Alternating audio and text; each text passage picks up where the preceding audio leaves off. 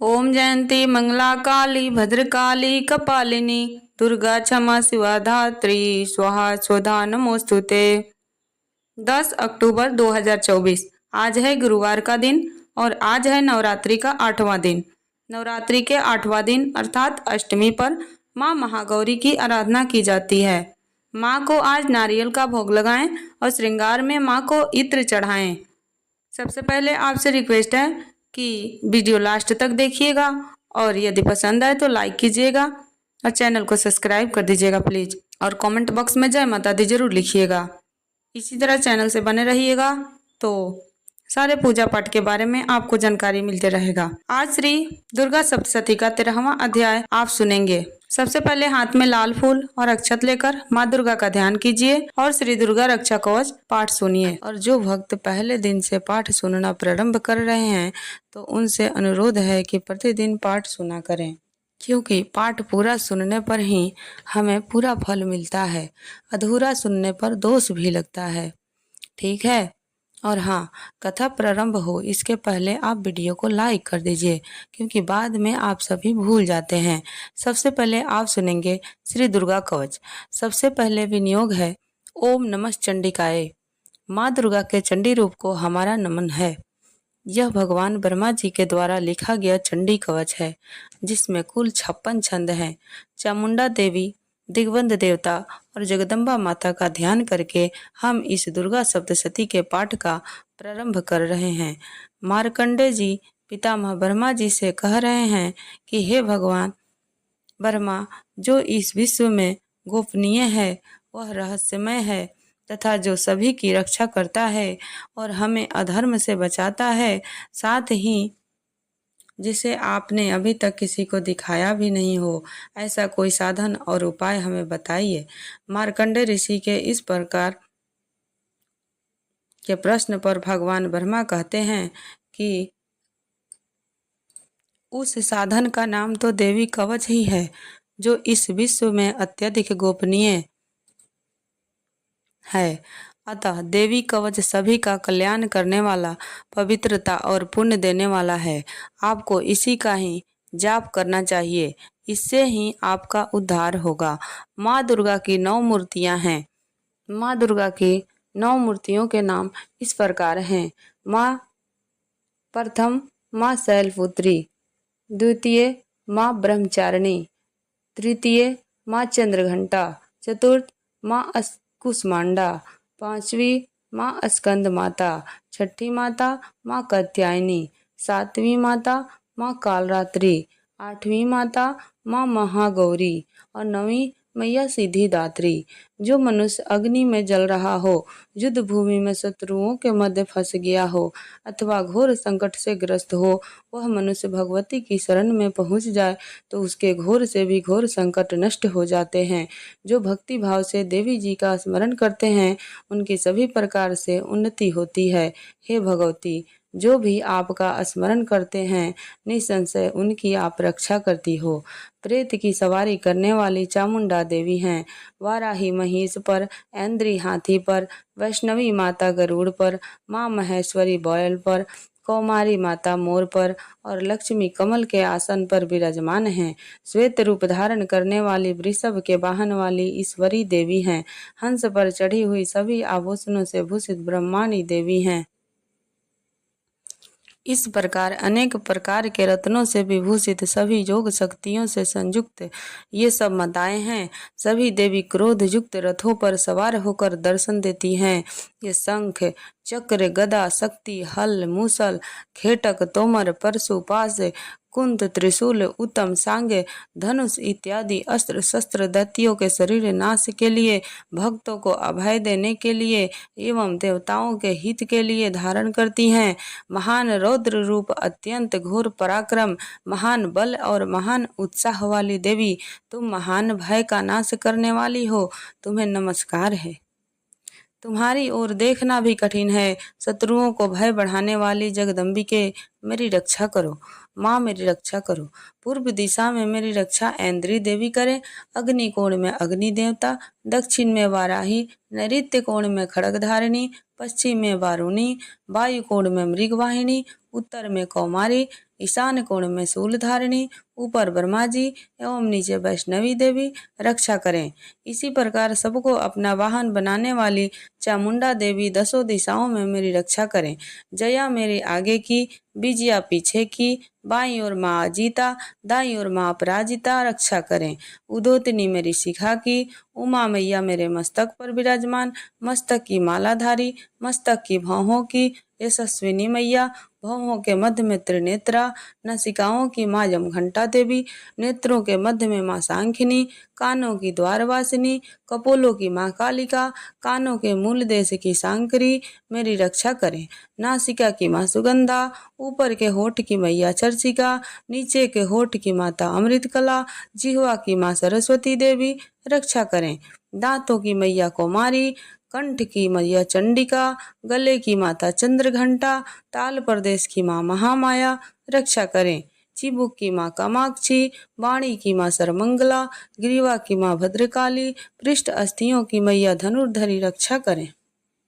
बाहरी कंठ की नीलग्रीवा देवी, कंठ नालिका की नालकुबरी, कंधों की खड़गनी देवी और भुजाओं की वज्रधारिणी देवी रक्षा करें। दोनों हाथों की दांडिनी देवी, अंगुलियों की जगदम्बिका, नाखूनों की शूलेश्वरी, पेट की कुलेश्वरी देवी रक्षा करें। स्तनों की महादेवी, मन की शोक विनाशिनी, हृदय की ललिता देवी और उदर की शूलधारिणी देवी रक्षा करें। नाभि की कामिनी देवी, गुहा की गुहेश्वरी देवी, लिंग की पूतना कामिका देवी तथा गुदा की महिष वाहिनी देवी रक्षा करें। कटी भाग की भगवती देवी, घुटनों की विंध्यवासिनी देवी, जांघों की महाबला देवी रक्षा करें और सभी कामनाओं को पूरा करें। मेरी घुट्टियों के नरसिंही देवी, पैरों के आगे भाग की तेजसी देवी, पैरों के उंगलियों की श्री देवी और पैरों के तले की तलवासिनी देवी रक्षा करें। पैरों के नाखूनों की दृष्टा कराली देवी, केशों की ऊर्ध्वकेशिनी देवी, रोम छिद्रों की कवेरी देवी तथा त्वचा की वागीश्वरी देवी रक्षा करें। माँ पार्वती देवी मेरे रक्त मांस हड्डियों इत्यादि की रक्षा करें। आंतों की कालरात्रि देवी और पित्त की मुक्तेश्वरी देवी रक्षा करें। पद्म पूषों की माँ पद्मावती देवी, कफ की चूड़ामणि देवी, नाखूनों की धार की ज्वालामुखी देवी और शरीर की संधियों की अभिद्दा देवी रक्षा करें। मेरे वीर्य की रक्षा माँ ब्रह्मानी देवी, छाया की छत्रेश्वरी देवी तथा धर्मधारिणी देवी मेरी अहंकार व मन और बुद्धि की रक्षा करें। हे माँ दुर्गा, आप मेरे प्राणों ज्ञान उदान की समान रूप से रक्षा करें। बदहस्ता देवी मेरे प्राणों की रक्षा करें और मेरा कल्याण करें। आप मेरी सभी इंद्रियों रस रूप गंध शब्द व स्पर्श में बसती हैं। हे नारायणी देवी, आप मेरी सतगुण रजगुण और तमोगुण की रक्षा करें।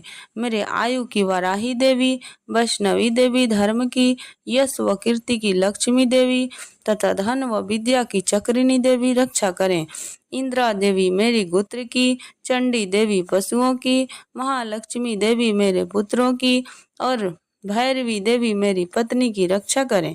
मेरे पथ की सुपता देवी और उस मार्ग की क्षेमकरी देवी, राजा के दरबार में महालक्ष्मी देवी तथा सभी जगह निवास करने वाली विजया देवी मेरे भाई की रक्षा करें। हे माँ दुर्गा, जो भी स्थान या अंग इस देवी कवच में रह गया हो और वह अभी भी रक्षा करने योग्य है, तो आप उसकी भी रक्षा कीजिए। आप मेरे पापों का नाश करके मेरा उद्धार कीजिए। माँ दुर्गा की आज्ञा के बिना कोई भी व्यक्ति इस विश्व में एक कदम भी आगे नहीं बढ़ सकता है। हम यदि कहीं भी जा रहे हैं तो हम अवश्य इस देवी कवच का पाठ करना चाहिए और इसके बाद ही प्रस्थान करना चाहिए। इस दुर्गा रक्षा कवच के पाठ से हमें हर जगह लाभ व सफलता मिलती है और हमारे सभी कार्य बन जाते हैं। हम जब भी माँ दुर्गा का ध्यान करते हैं वैसे ही हमारे काम बनने लगते हैं। उस व्यक्ति को उस पृथ्वी पर बिना किसी तुलना के परम यश और वैभव प्राप्त होता है। जो भी भक्तगण इस देवी की रक्षा कवच का पाठ करता है उसका भय समाप्त हो जाता है, युद्ध में उसकी विजय होती है तथा वह तीनों लोकों में पूजनीय हो जाता है। देवी माता का यह रक्षा कवच देवताओं तक के लिए बहुत दुर्लभ है। जो व्यक्ति इस देवी कवच का तीनों समय श्रद्धा भाव के साथ पाठ करता है उसे देवी माँ की कृपा से तीनों लोकों में विजय मिलती है। वह अकाल मृत्यु के भय से दूर होता है तथा 100 वर्षों से भी अधिक समय तक जीवित रहता है। इस दुर्गा कवच के पाठ से व्यक्ति के शरीर में होने वाले हर तरह के रोग समाप्त हो जाते हैं। उसके शरीर में बनने वाले विष भी समाप्त हो जाता है तथा कोई रोग उसका कुछ भी बिगाड़ नहीं सकता है।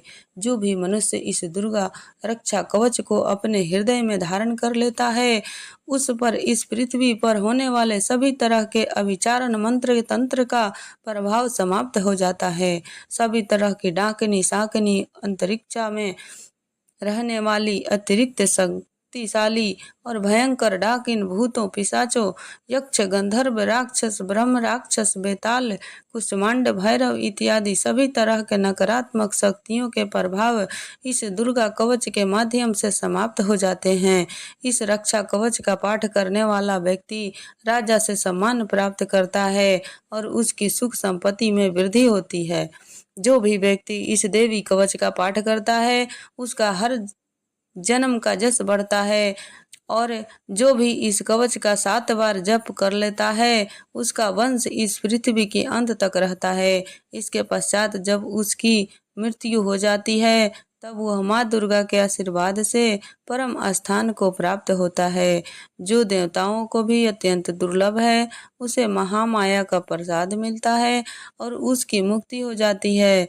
वह माँ दुर्गा के आशीर्वाद से सुंदर रूप धारण करता है और भगवान शिव के समान आनंद प्राप्त करता है और पूरी भक्ति भाव से माँ दुर्गा का ध्यान करके अर्गला स्रोत का पाठ करते हैं। ओम नमः चंडिकाय। माँ चंडिका देवी को नमस्कार है।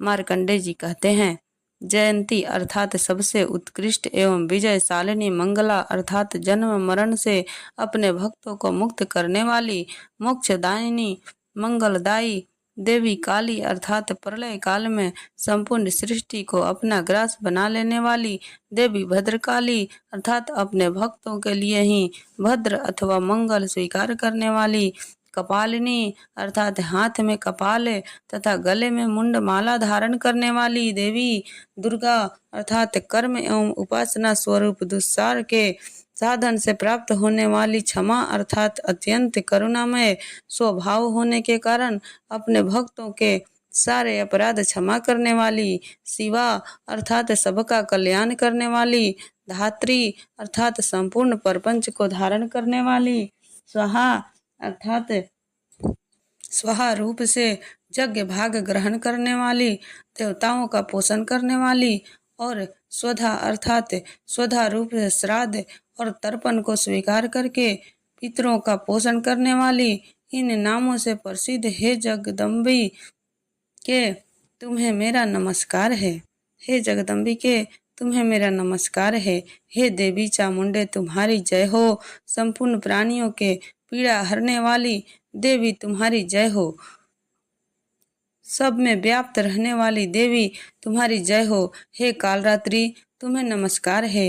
हे मधु और कैटव को मारने वाली तथा ब्रह्मा जी को वरदान देने वाली देवी तुम्हें नमस्कार है। तुम मुझे रूप दो, जय दो, जस दो और काम क्रोध आदि शत्रुओं का नाश करो। महिषासुर का नाश करने वाली तथा अपने भक्तों को सुख देने वाली हे देवी तुम्हें नमस्कार है। तुम रूप दो, जय दो, जस दो और काम क्रोध आदि शत्रुओं का नाश करो। रक्त बीज का वध और चंड मुंड का विनाश करने वाली हे देवी तुम रूप दो, जय दो, जस दो और काम क्रोध आदि शत्रुओं का नाश करो। शुंभ और निशुंभ तथा धूम्र लोचन का मर्दन करने वाली हे देवी तुम रूप दो, जय दो, जस दो और काम क्रोध आदि शत्रुओं का नाश करो। सबके द्वारा वंदित जुगल चरणों वाली तथा संपूर्ण सौभाग्य प्रदान करने वाली हे देवी तुम रूप दो, जय दो, जस दो और काम क्रोध आदि शत्रुओं का नाश करो। हे देवी, तुम्हारा रूप और शरीर अचिंत्य हैं। तुम शत्रुओं का विनाश करने वाली हो। तुम रूप दो, जय दो, यश दो और काम क्रोध आदि शत्रुओं का नाश करो। पापों को दूर करने वाली हे चंडिके, जो भक्ति पूर्वक तुम्हारी चरणों में सर्वदा मस्तक झुकाते हैं, उन्हें रूप दो, जय दो, यश दो, काम क्रोध आदि शत्रुओं का नाश करो।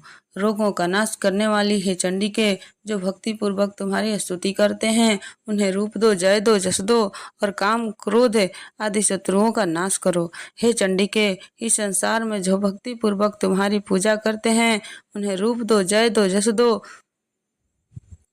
और काम क्रोध आदि शत्रुओं का नाश करो। मुझे सौभाग्य और आरोग्य दो, परम सुख दो, रूप दो, जय दो, यश दो और काम क्रोध आदि शत्रुओं का नाश करो। जो मुझसे द्वेष रखते हैं, उनका नाश हो और मेरे बल की वृद्धि करो। तुम रूप दो, जय दो, यश दो तथा काम क्रोध आदि शत्रुओं का नाश करो। हे देवी, मेरा कल्याण करो, मुझे उत्तम संपत्ति प्रदान करो। रूप दो, जय दो, यश दो और काम क्रोध आदि शत्रुओं का नाश करो। हे अंबिके, देवता और असुर दोनों ही अपने माथे के मुकुट की मणियां तुम्हारे चरणों पर घिसते रहते हैं। तुम रूप दो, जय दो, यश दो और काम क्रोध आदि शत्रुओं का नाश करो। तुम अपने भक्त जनों को विद्वान, यशस्वी और धनवान बनाओ तथा रूप दो, जय दो, यश दो और काम क्रोध आदि शत्रुओं का नाश करो। प्रचंड दैत्यों के दर्प का दलन करने वाली मुझ शरणागत को रूप दो, जय दो, यश दो और काम क्रोध आदि शत्रुओं का नाश करो। चतुर्मुख ब्रह्मा जी के द्वारा प्रशंसित चार भुजाधारी हे परमेश्वरी, तुम रूप दो, जय दो, यश दो और काम क्रोध आदि शत्रुओं का नाश करो। हे देवी अंबिके, भगवान विष्णु निरंतर आपके भक्ति पूर्वक स्तुति करते हैं। तुम रूप दो, जय दो, यश दो और काम क्रोध आदि शत्रुओं का नाश करो। हिमालय कन्या पार्वती के पति महादेव जी के द्वारा प्रशंसित होने वाली तुम रूप दो, जय दो, यश दो और काम क्रोध आदि शत्रुओं का नाश करो। सचिपति इंद्र के द्वारा सद्भाव से पूजित होने वाली हे परमेश्वरी, तुम रूप दो, जय दो, यश दो और काम क्रोध आदि शत्रुओं का नाश करो। प्रचंड भुज दंडों वाली, दैत्यों का घमंड चूर करने वाली हे देवी, तुम रूप दो, जय दो, यश दो और काम क्रोध आदि शत्रुओं का नाश करो। हे देवी अंबिके, तुम अपने भक्त जनों को सदा असीम आनंद प्रदान करती रहती हो। मुझे रूप दो, जय दो, यश दो और काम क्रोध आदि शत्रुओं का नाश करो। मन के इच्छा के अनुसार चलने वाली मनोहर पत्नी प्रदान करो, जो दुर्गम संसार सागर से तारने वाली तथा उत्तम कुल में उत्पन्न हुई हो। जो मनुष्य इस अर्गला स्रोत का पाठ करके सप्तशती रूपी महास्रोत का पाठ करता है, वह सप्तशती के जब संख्या से मिलने वाली श्रेष्ठ फलों को प्राप्त होता है, साथ ही वह प्रचुर संपत्ति भी प्राप्त कर लेता है। कीलक स्रोत। तो सबसे पहले भगवती दुर्गा का ध्यान कीजिए, उसके बाद इस पावन और परम कल्याणकारी स्रोत का पाठ करते हैं। ओम नमः चंडिकाय। मार्कंडेय ऋषि जी कहते हैं, चंडिका देवी को नमस्कार है।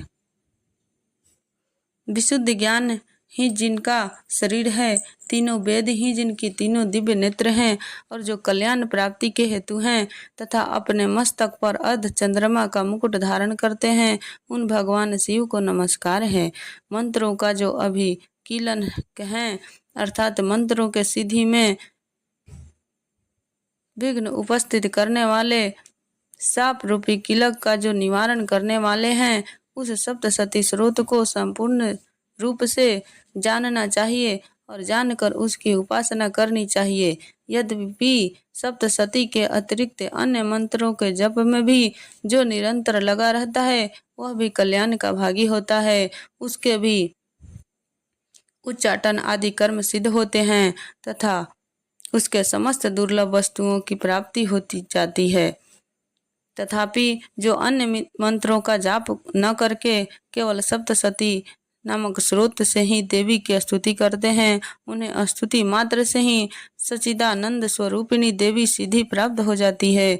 उन्हें अपने कार्य की सिद्धि के लिए मंत्र, औषधि तथा अन्य किसी साधन के उपयोग की आवश्यकता नहीं रहती।